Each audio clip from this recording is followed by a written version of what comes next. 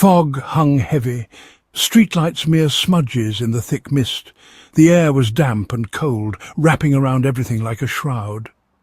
Claire hurried toward her front door, keys biting into her palm.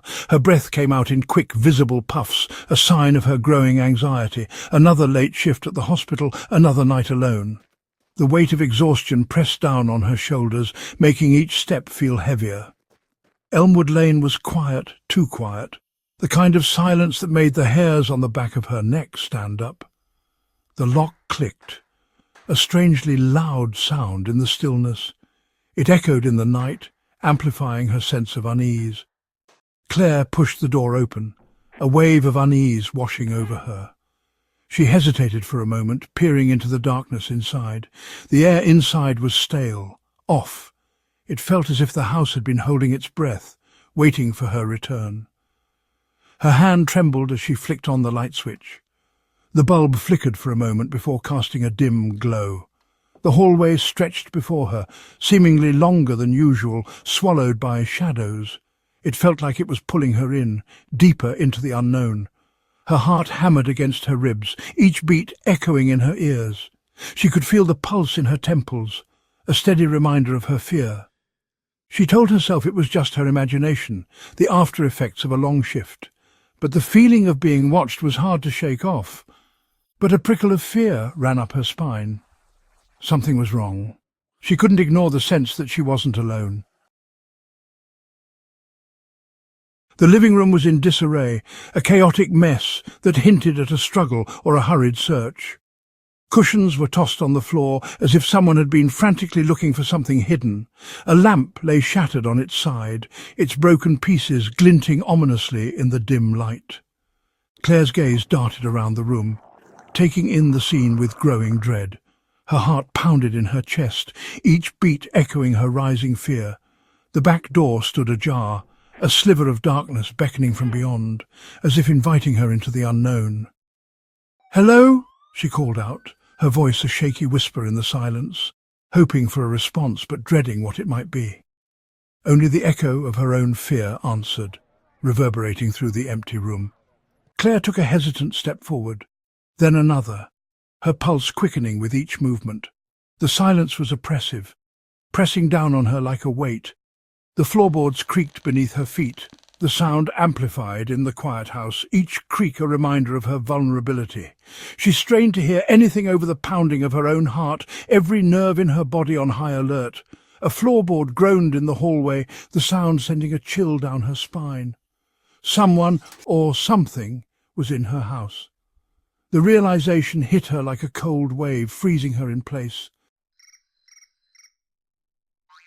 Claire retreated back towards the front door, her hand reaching for her phone. No signal. Of course. She fumbled for her keys, the metal cold against her skin. "Just get out!" her mind screamed. A sound from the kitchen made her freeze. A clatter, then a thud, followed by a low scraping noise. The intruder was moving towards her. Panic surged through her, threatening to overwhelm her. She couldn't stay here, couldn't let them catch her.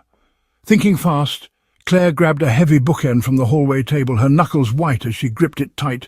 It wouldn't offer much protection, but it was something. The scraping noise grew louder, closer. Claire held her breath, her eyes fixed on the kitchen doorway. A shadow flickered across the wall, a hulking silhouette against the dim light from the street lamp outside. The figure stepped into the hallway, and Claire finally saw him. He was tall and broad-shouldered, his face obscured by the darkness. He moved with a strange stillness, his eyes locked on her. For a moment, neither of them moved. They simply stared at each other, predator and prey frozen in a tableau of fear. Then, with a suddenness that made Claire flinch, the figure lunged. Claire screamed, the sound raw and primal, echoing through the still night air. Her heart pounded in her chest, each beat a desperate plea for survival. She swung the bookend with all her might, connecting with something solid. A grunt of pain followed, a brief but satisfying confirmation that she had struck her target. The figure stumbled back, momentarily stunned. It was her chance. Claire didn't hesitate, her instinct screaming at her to move, to escape while she still could. She bolted for the front door, throwing it open and running into the fog-choked night.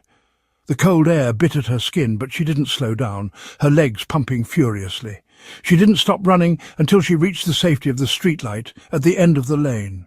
The dim light offered a small comfort, a brief respite from the terror chasing her. As she caught her breath, her heart still pounding in her chest, she risked a glance back at the house. The fog swirled around it, making it look even more ominous. The fog had cleared slightly, and she could just make out the silhouette of a figure standing in the window, watching her. A shiver ran down her spine. Even from this distance she could feel his eyes on her, cold and calculating. They seemed to pierce through the darkness, locking onto her with an unsettling intensity. He was still out there, watching, waiting. The night was far from over, and Claire knew she had to keep moving if she wanted to survive.